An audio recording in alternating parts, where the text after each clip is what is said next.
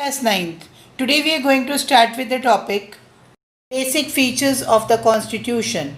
Main Objectives: Single Citizenship, Universal Adult Franchise, Fundamental Rights, Fundamental Duties, Directive Principles of the State Policy, Welfare State. For discussion of the topic, we must know the following terms like Constituent Assembly. Constituent Assembly is a body of popularly elected representatives for the purpose of drafting the Constitution. Sovereign, a country which is externally and internally free.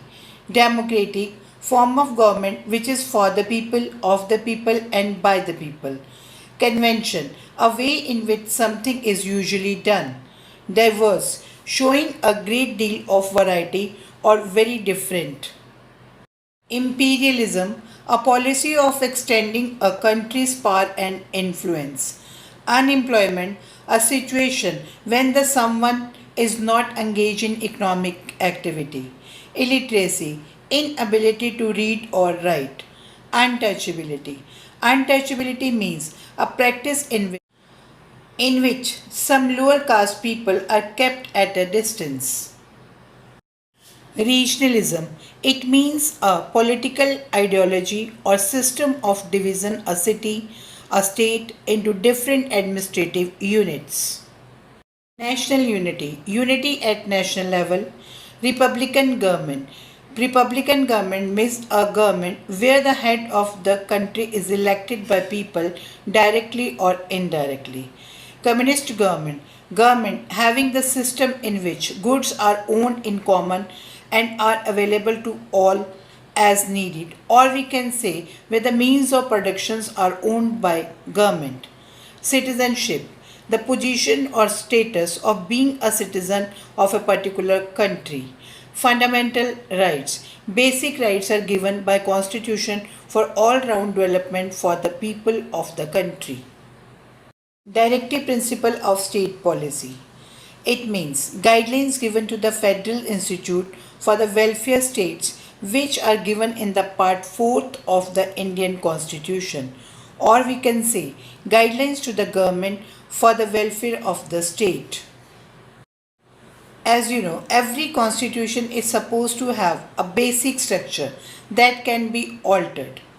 The Constitution of India is a remarkable for many outstanding features that can make it unique and also one of the lengthiest constitution of the world. Now we will discuss the important features of the constitutions one by one. Basic features of the constitution. The Constituent Assembly, under the presidency of Dr. Rajendra Prasad, framed the Indian Constitution after a long deal of labor extending over about 3 years. It came into force on 26 January 1950 when India was declared a sovereign democratic republic with Dr. Rajendra Prasad as her first president. This constitution is remarkable for certain unique features of its own, which are as follows.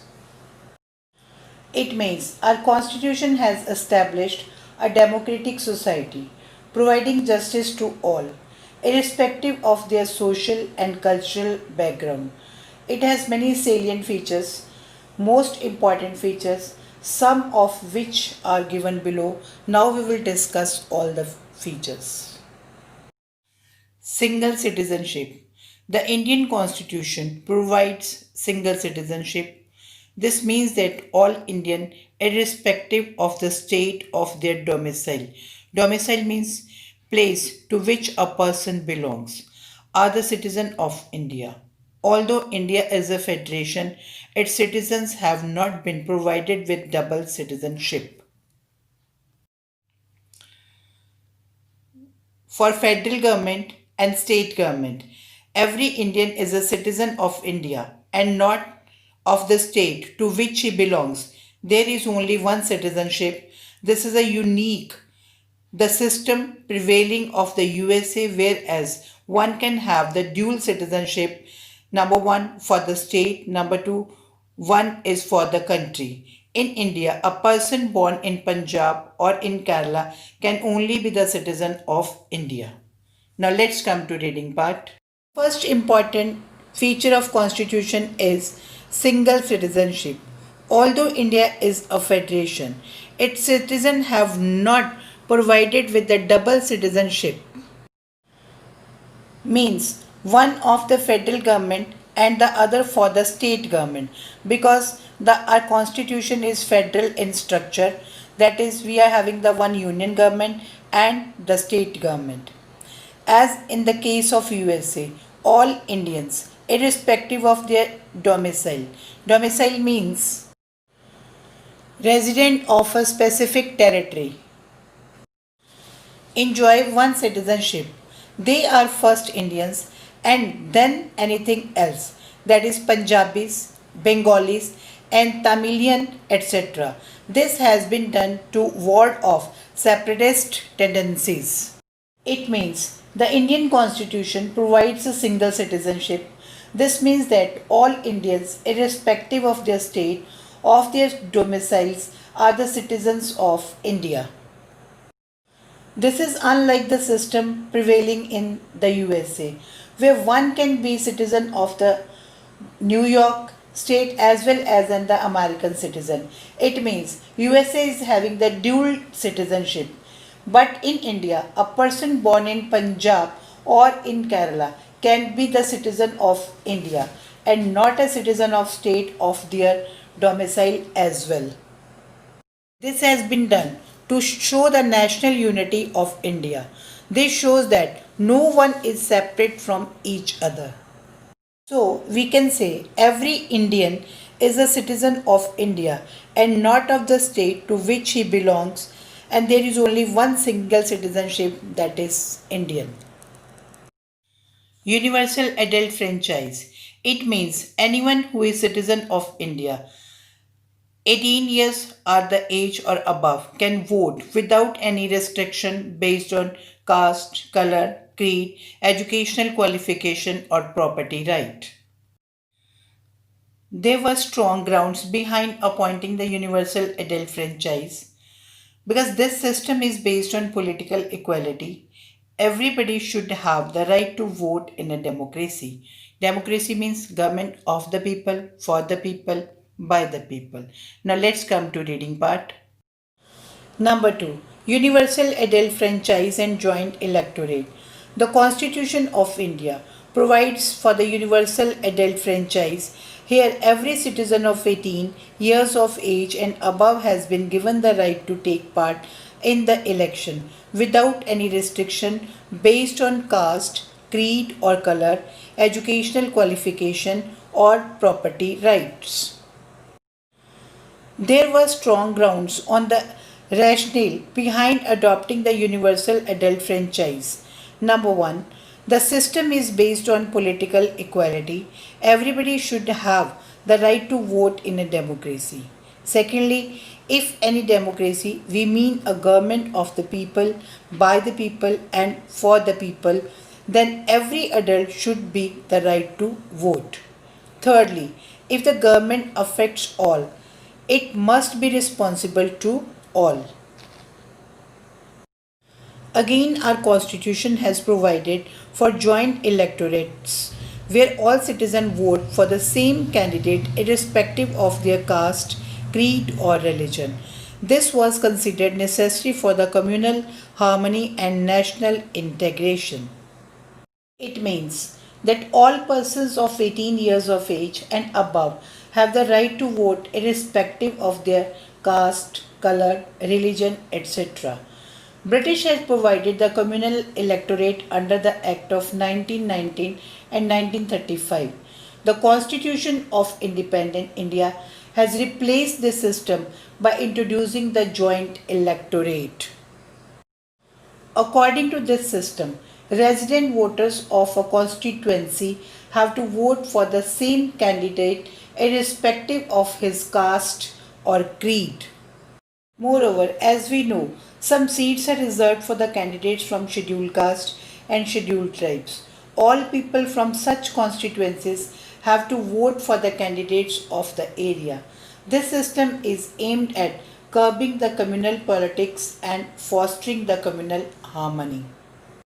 Fundamental rights. Fundamental rights are the basic human rights which provide the condition essential for the all round development of the community.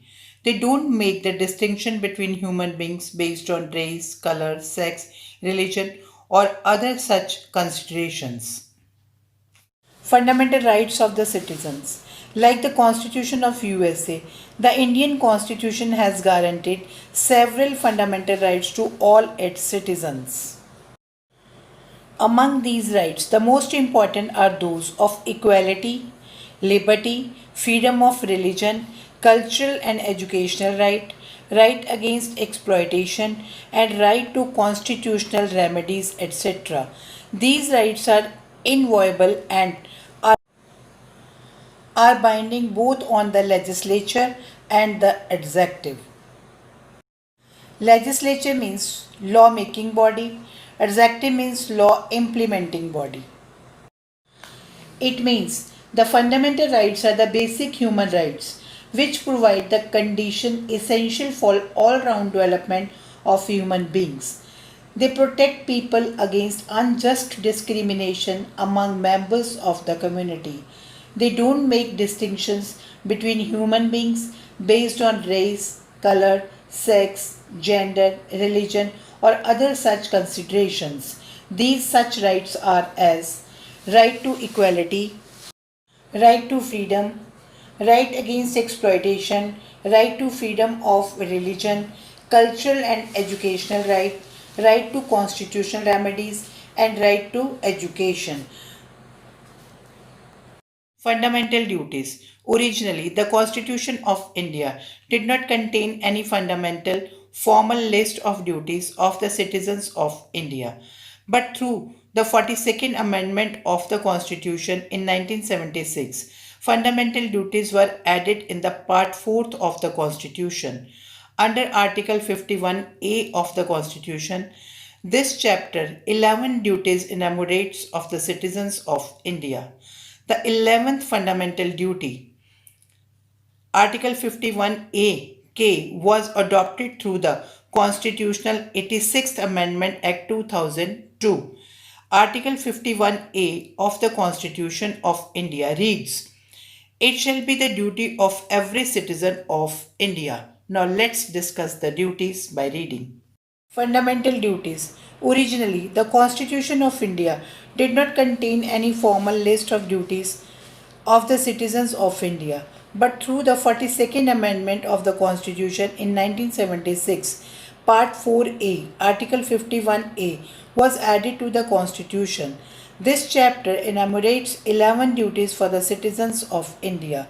The 11th fundamental duty, Article 51AK, was added through the 86th Constitutional Amendment Act 2002. Article 51A of the Constitution of India reads, it shall be the duty of every citizen of India. Number 1.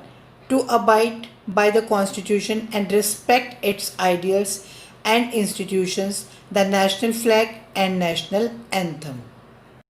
Number 2. To cherish and follow the noble ideals which inspire our national struggle for freedom. To uphold and protect the sovereignty, unity, and integrity of India. To defend the country and render national service when called upon to do. To promote harmony and spirit of common brotherhood amongst all the people of India, transcending religious, linguistic, and regional or the sectional diversities, to renounce practice derogatory to the dignity of women. Next, to value and preserve the rich heritage of our composite culture, to protect and improve the natural environment, including forest, lakes, rivers, and wildlife, and have compassion for living creatures. To develop the scientific temper, humanism, and the spirit of inquiry and reform, to safeguard public property and to abjure violence, to strive towards excellence in all the spheres of individual and collective activity so that the nation constantly rises to the higher levels of endeavor and achievement. It is a duty of the parents or the guardians to make sure that their children between the age of 6 and 14 get enough opportunities for the education. This is the most important duty for the parents. It means duties and rights go hand in hand.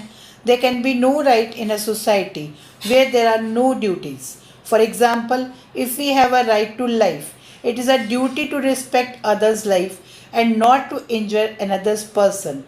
Similarly, the right to freedom implies that we are to maintain the self restraint and accord similar rights to others which we want for ourselves. It was in keeping with these ideals. In view, the fundamental duties are incorporated in the Constitution of India. The most important duties are to abide by the Constitution and respect the national flag and national anthem, to follow the noble ideals, to uphold and protect the sovereignty, unity, and integrity of India,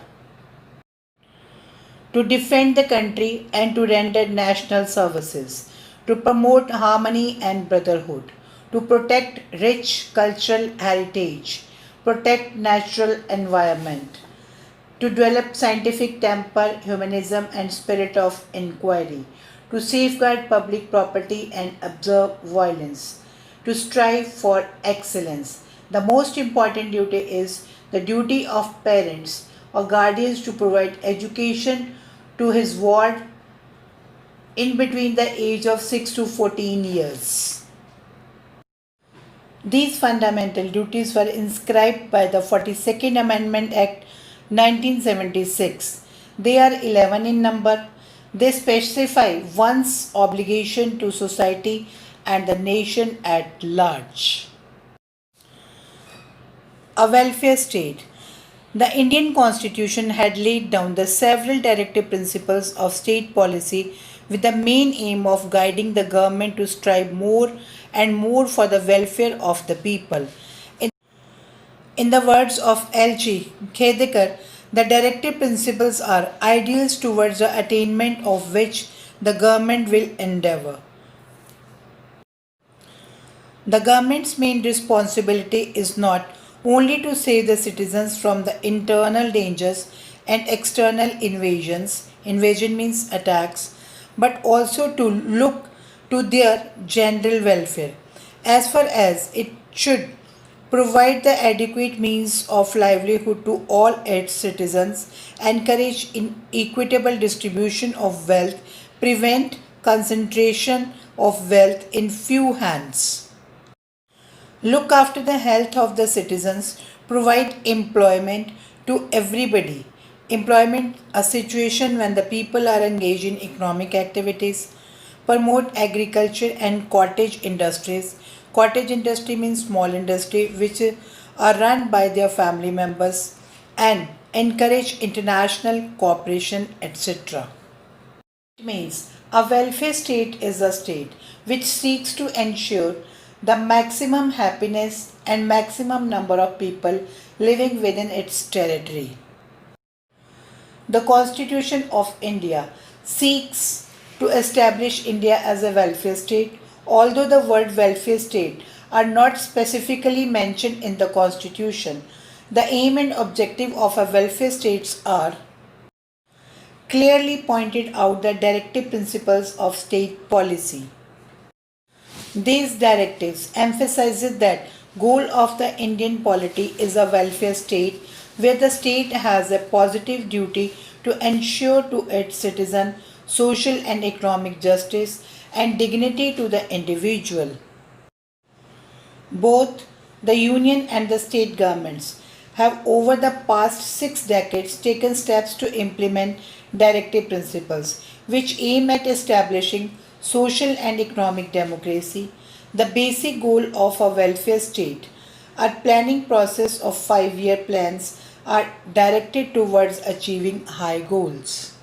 Moreover, as a welfare measures, the government introduced the midday meal scheme in primary schools of all over India. All students are provided free lunch in the afternoon. Moreover, government's main responsibility is not only to save the citizens from internal and external dangers, but also to look after their general welfare by providing the adequate means of livelihood, providing the employment, equitable distribution of wealth, prevent concentration of wealth in the few hands, promote agriculture and cottage industries, and encourage the international cooperation, etc. Such are the duties of the government for a welfare state. The next feature is directive principle of state policy. Among the very important provision of the Constitution of India, the directive principle of state policy. These principles are contained in part 4th of the Constitution and run in less than the 16th article, that is article 36 to 51. The idea of providing these principles is the constitution has been taken from the Constitution of Ireland. It means the directive principles are the guidelines to be followed by the government in the governance of the country. Part 4 of the Constitution has the directive principle of the state policy under the article 36 to 51. The directive principles are not a substitute for laws of the country. They are called directive principles because the government has to take them in the consideration while making laws. The idea of directive principle has been taken from the Constitution of Ireland. One of the important facts that directive principles are not given any constitution of the world except India and Ireland. Meaning of the directive principle of state policy. The Indian Constitution has laid down certain principles which the government must keep in mind while making or executing laws. These principles are known as directive principle of state policy. They give direction to the state for undertaking certain things for the welfare of people. The directive principle of state policy seek the well-being of the citizen just as the fundamental right do. It means the directive principles are the principles which the Indian Constitution must keep in mind while making or executing law. They proclaim India as a welfare state. Moreover, the directive principle give guidelines to the government to make laws and draft the policies according to the objectives of the Constitution. Directive principle enlighten and educate people of what they can expect from the politicians to whom they vote to power. Directive principles provide a direction to courts in respect of safeguarding the rights of the citizens. Although the directive principles are not justiciable, they are backed by public opinion, while in the reality, the real section behind every law.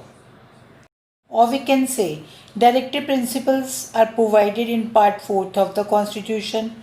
They are not justiciable or enforceable by any court of law.